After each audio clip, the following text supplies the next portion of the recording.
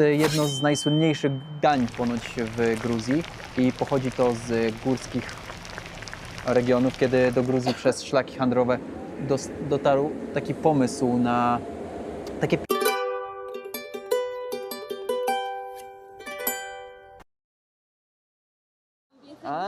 ja myślałem, że ten ksiądz jest Gruzinem. Nawet przed chwilą jak przeszliśmy, to ja mówiłem, kurczę, taki ciekawy akcent, jak... Bo bardzo poprawnie wymawiał te nazwy miejscowości. Dokładnie. Więc może nawet zbyt poprawnie. Nam w ogóle w kościele jakiś gość pomógł. Ja mówię, musimy cię wziąć ze sobą, bo pomagasz z plecakami. Aż dojedziemy do Australii. No okej, ale ile? Myślę, że jakiś, z rok, Jakiś no. jest plan, nie? No jest No bo jakoś tak, który to już jest 50 dzień? 55, Jakoś nie no. idzie. Bo my też te wolontariaty i tak dalej. I wiesz, potem my autostopem potrafimy zrobić 1000 kilometrów, nie? Bo teraz będzie pytać o internet. Ale właśnie Machki jest ponoć lepsza, bo ponoć działa na wsiach i myślę, czy w niedzielę jesteśmy w stanie jakoś ogarnąć to. Wszystko. Tylko w takim razie potrzebujemy, Kuba, twój paszport. Mój? Dlatego, że karta SIM jest na twój paszport. No dobra, to wezmę paszport. To wezmę paszport, bo będziemy dzisiaj jeszcze, okazało się, zmieniać numer telefonu. Po dokładnym obliczeniu jest to jednak 56. dzień naszej podróży. Znajdujemy się w Tbilisi. To tutaj spotkaliśmy się z Łukaszem, Polakiem, który od wielu lat mieszka w Gruzji i z którym spędzimy najbliższe kilka dni. To jest jakby, popatrz, widać wszystko tutaj, nie? A na tym obiektywie on by się ruszał, a tutaj mogę tym trząść. To jest bardzo stabilny obraz, bo to jest Tak, taki działa. właśnie, to jest kamera bardziej sportowa, że możesz ją jeździć z nią na rowerze. To właśnie Kawę nasz dostaliśmy. znajomy, który jedzie teraz do... Mówimy, ja ruska ja. Ona mi pokazuje, mam ukraiński paszport, ale cała moja rodzina mieszka w Moskwie. No to jest ta polityka przesiedlenia. I tak można by powiedzieć, że dzisiaj jest taki dzień trochę połączenia z racji tego, że poznajemy bardzo dużo Polaków. Wcześniej poznaliśmy Polkę, teraz poznaliśmy tutaj pana, z którym skontaktowaliśmy się w zasadzie przez YouTube. Także kurczę, no taki ciekawy dzień naprawdę. Ta Polka też tak dosyć przypadkowo, bo w restauracji ją spotkaliśmy, tam zaczęliśmy rozmawiać na temat sytuacji politycznej w Gruzji, jak to tutaj wygląda no i tak się przyjemnie rozmawiało, więc dobrze porozmawiać po polsku i wrócić do tego, co było sprzed podróży, no bo wiadomo, w Polsce Polacy, plus jeszcze byliśmy na tej mszy świętej, co prawda niedziela dzisiaj, dosyć deszczowa, ale pozwiedzamy trochę do Tbilisi, jeszcze póki mamy opcję, no i potem pojedziemy za Tbilisi. Tutaj pojawiła się też opcja wolontariatu, żeby popracować trochę u pana. Dobra, załatwiamy tą kartę tam z tyłu, ale to jest ważne, nie wiem czy to widać, o widać, kurczę, to jest Dynamo Arena imienia Borysa w Tbilisi, no jesteśmy w Tbilisi.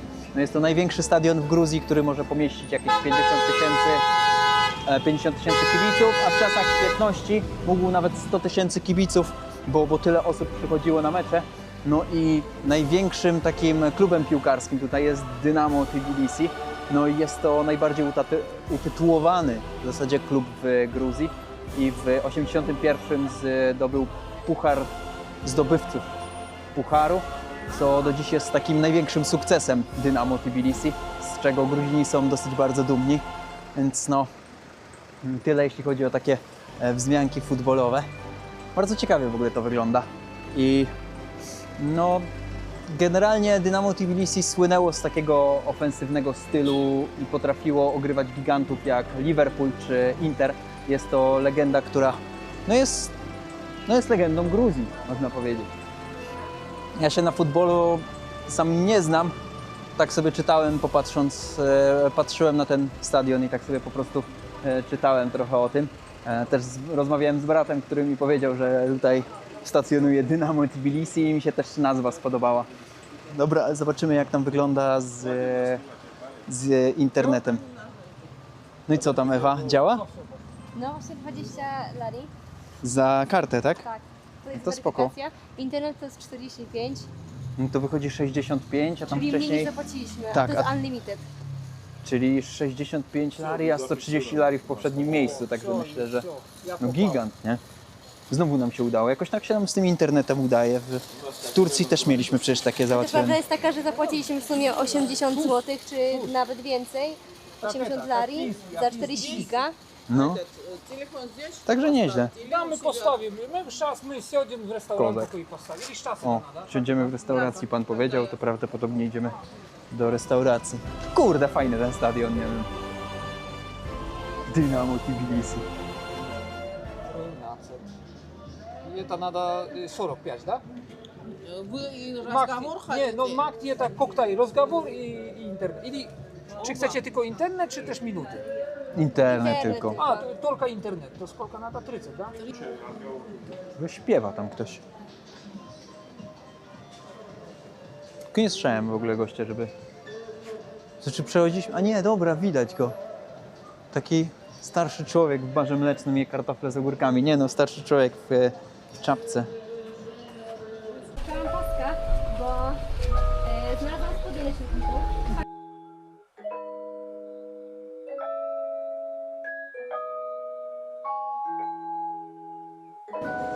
Z tyłu takie targowisko złota. I w ogóle to jest całe targowisko. Można powiedzieć, że po upadku Związku Radzieckiego ludzie sobie musieli w jakimś stopniu radzić, więc po prostu kwitł handel. No i zaczęto kupować, sprzedawać i tak dalej. Więc tak naprawdę to jest chyba 3. albo 4. targ, który mijamy. Wcześniej był targ złota, potem był targ z jakimiś warzywami, potem dworzec, na tym dworcu też targ. Także jest to naprawdę tego masa i gdzie się nie pójdzie, tak jak wczoraj byliśmy chociażby na tym targu staroci i można było kupić rzeczy ze Związku Radzieckiego. Tak tutaj był ten targ złota. To jest w ogóle chyba dworzec, tak mi się wydaje. Pan trąbi.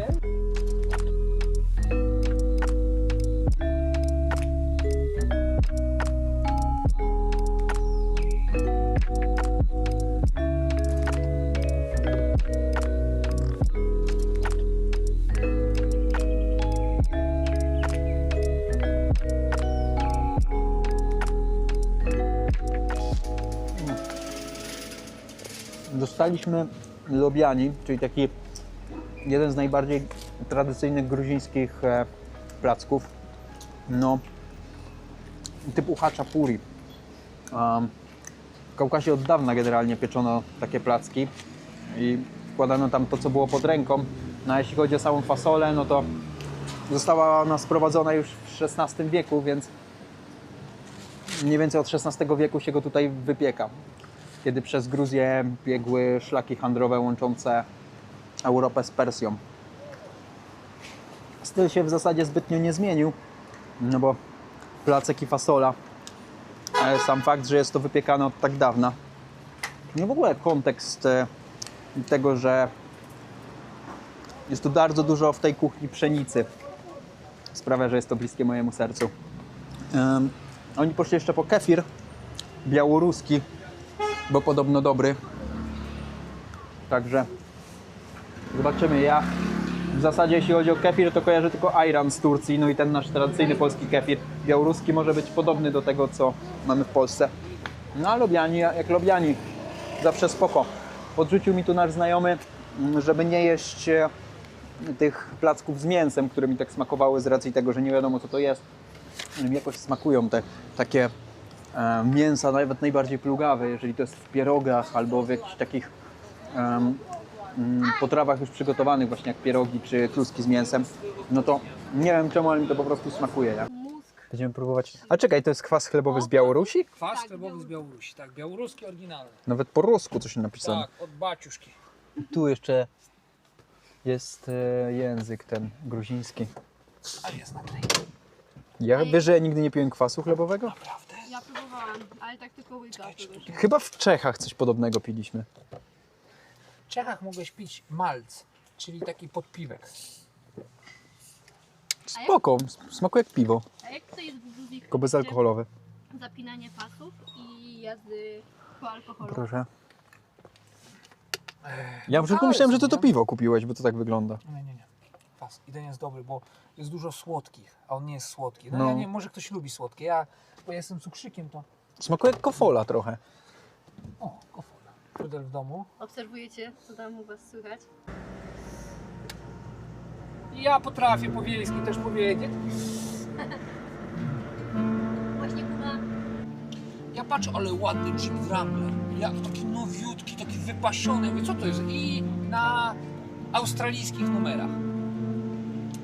Ja pytam, co to jest? A co się okazało, że jakiś Australijczycy robili sobie podróż dookoła świata i pojechali do Iranu tym samochodem. I gdzieś przez przypadek spali koło jakiegoś bardzo ważnego i sobie zdjęcia robili. I poszli do więzienia, pół roku w więzieniu siedzieli, ten samochód wyciągali, chyba też z rok. No było przez głupotę. Ja cały czas mam to, wiecie, w głowie, nie? To co, że przez głupotę nawet nie wiesz. Takie coś cię może spotkać. No dobra, dotarliśmy do restauracji z racji tego, że czekamy jeszcze na żonę prawdopodobnie naszego przyszłego hosta, któremu będziemy robić silikon dzisiaj albo jutro w domu. I zamówiliśmy sobie, bo tego jeszcze nie zdążyliśmy zamówić Tinkali. wcześniej. Jak to się mówi? Tinkali? King.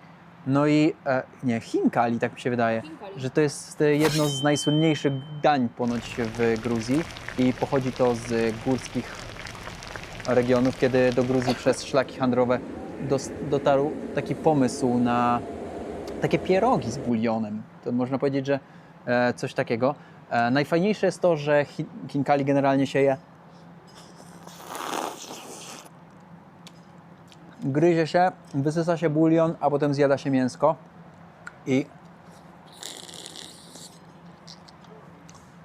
ważne, że je się to rękami.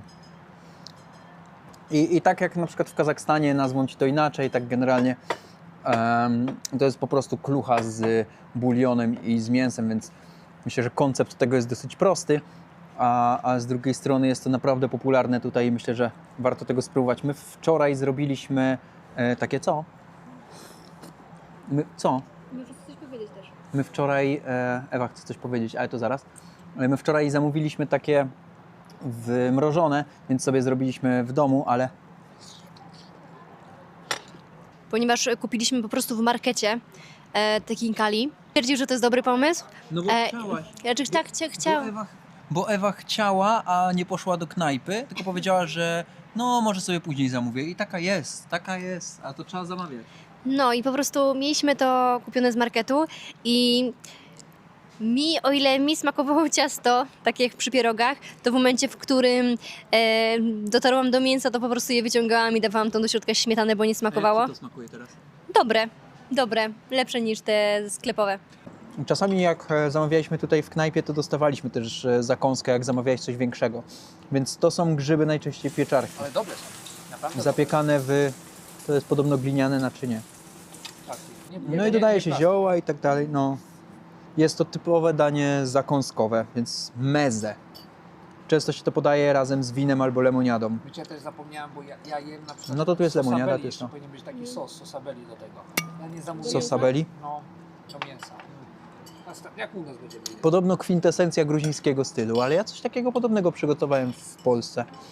Czasami robiłem takie zmielone rzeczy, które dawałem do pieczarek i na to ser. Takie nadziewane. No, taki klasyk raczej, nie? Tylko że u nas, ja to robiłem jako danie główne w sumie, a tu jest taka dosyć spora zakąska.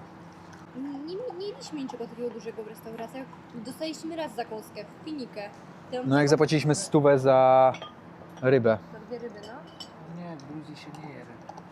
Znaczy się je, Właśnie ale ja w restauracjach ryby. Ja żałuję. No i kurczę, pojedliśmy. Spoko było faktycznie wejść do takiej prawdziwej gruzińskiej knajpy. No a teraz będziemy już jechać za Tbilisi.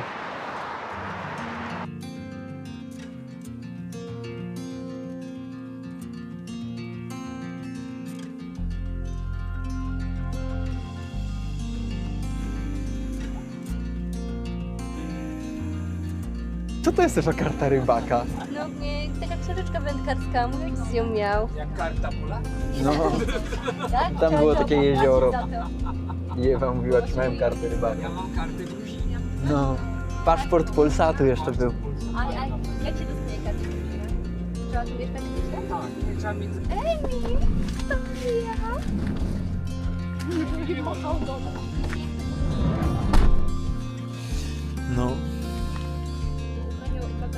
jakoś taka wątpliwa. W sensie jestem szary bardzo. Pierwsze wrażenia póki co. Pole kukurydzy. Nie ma nic. Jesteśmy obok granicy z Azerbejdżanem i Armenią. Nie, z Azerbejdżanem. No i będziemy się trochę aklimatyzować. Jutro się przejdziemy tutaj, zobaczymy co tutaj jest. Będziemy załatwiać bilety z Kutaisi do Aktału, tak jak jechał Koń Ubieży Świat, bo takie są najtańsze, kosztują 500 zł za 2 osoby, także najtaniej. Niestety, jeśli chodzi o przejazd z kierowcami ciężarówek w stronę Azerbejdżanu, to nie da się tego zrobić. Była też opcja, żebyśmy po prostu pojechali na granicę i sprawdzili, czy to działa, czy nie, jak to tak naprawdę wygląda od kuchni, ale zobaczymy, czy to zrobimy, zobaczymy, jak daleko jesteśmy od granicy, przejedziemy się. No i kurczę, no. Dzisiaj taki w sumie dosyć leniwy dzień. Niedużo było robione, ale bardzo dużo było pod względem organizacji, takich zmian myślenia i trochę podejścia. Także myślę, że to taki bardzo wartościowy dzień. Może jeśli chodzi o sam odcinek, to nie było aż tak ciekawie, jak jest najczęściej, jak staramy się robić, ale pod takim względem organizacyjnym no bardzo zmieniło nam to podróż. Także dajcie znać w komentarzach, czy chcecie w ogóle takie odcinki, takie, że jest bardziej przemyślenie i takie bardziej zastanowienie się i taka rozmowa, bo możemy nagrywać tego więcej. A jeżeli chcecie sam content taki związany z wolontariatami i jeżdżeniem, no to zostaje jak było, nie? Nie trzeba było zamykać. Ale jaka cisza i spokój tutaj jest. No i też sąsiedzi wino już przynieśli. Serio? No. Zostawili wam po prostu No. tutaj pod? No bo nie wiedzieli, że goście przyjadą. To pewnie w ogóle tutaj musicie masę gwiazd widzieć w nocy. Jak tylko nie będzie tak szaro. Wiecie? Ale czuć już taki jesienny chłód. Tak, a nie powinno tak być. Rozczarowała Gruzja w tym roku. Gruzińscy sąsiedzi już przynieśli wino. Podobno wiedzieli, że goście przyjdą, to tutaj ludzie potrafią mieć pokitrane bardzo Tak, ja to zrobię, bo tam jest tak skomplikowane. dużo. No i z drugiej strony, jeśli chodzi o takie tworzenie wina, no to są Gruzini słynni z tego. Jest nawet taka anegdota, że przecież jak Bóg rozdawał jakieś talenty różnym narodowościom, no to zapomniał o Gruzinach, bo oni wtedy balowali, więc dał im swoje ziemie, które przygotował dla siebie. No cześć, oni teraz na tych ziemiach robią wino. Nową. Nigdy nie używamy. To tak na to, żeby do ciebie listy przychodziły. No. Stara sowiecka, nieużywana skrzynka pocztowa. Co to jest? Poczta. Jestem bardzo poruszona tym, co nas w ogóle tutaj spotyka, bo znajdujemy się w domu ludzi, którzy nas przyjęli, którzy trafili po prostu przypadkiem na nasz kanał na YouTubie. Są Polakami, którzy od kilku czy kilkunastu nawet lat mieszkają w Gruzji i odezwali się mówiąc, że w sumie jeśli dalej tu jesteśmy i mamy trochę czasu, to możemy do nich przyjechać i spędzić z nimi czas. I tak właśnie się stało. Są niezwykle gościnni, uprzejmi, serdeczni. Są w trakcie remontu domu, więc my z pewnością im tutaj pomożemy w kilku rzeczach. I jestem tak strasznie podekscytowana tym, że w końcu możemy porozmawiać w naszym ojczystym języku, że możemy się wymienić historiami i wrażliwością i że jesteśmy w tak pięknym miejscu, w tak serdecznej i czułej atmosferze, że naprawdę czuję się tutaj jak w domu i nie spodziewałam się, że coś tak pięknego może nam się przytrafić tak szybko. Tak wyglądają przygotowania do live'a. Jakub próbuje zrobić coś innowacyjnego.